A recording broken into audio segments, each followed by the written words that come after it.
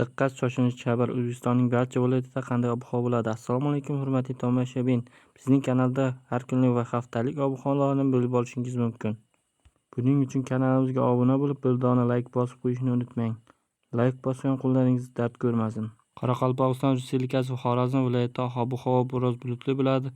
Ayrim joylarda yomg'ir yog'adi. Havo harorati kechasi 19-20 daraja, kunduzi 30-35 daraja bo'ladi. Buxoro, Navoiy viloyatlarida havo biroz bulutli bo'ladi. Ayrim joylarda shamol to'zon bo'ladi. Shamol shahardan 7 metr/sekund tezlikda esadi. Havo harorati kechasi 19-20 daraja, kunduzi 30-40 daraja iliq bo'ladi. Toshkent, Samarqand, Jizzax, Sirdaryo viloyatlarida havo biroz bulutli bo'ladi. Ayrim joylarda shamol to'zon bo'ladi. Shamol shahardan 7 metr/sekund tezlikda esadi. Harorat kechasi 9-12 daraja, kunduzi 30-35 daraja iliq bo'ladi. Andijon, Namangan, Farg'ona viloyatlarida havo biroz bulutli bo'ladi. Ayrim joylarda yomg'ir yog'adi. Shamol shahardan 7 metr/sekund tezlikda esadi. Harorat kechasi 9-12 daraja, kunduzi 30-35 daraja iliq bo'ladi. Tog' oldi hududlarda sel ketish xavfi bor. Ayrim joylarga do'l tushadi va sel ketish xavfi bor.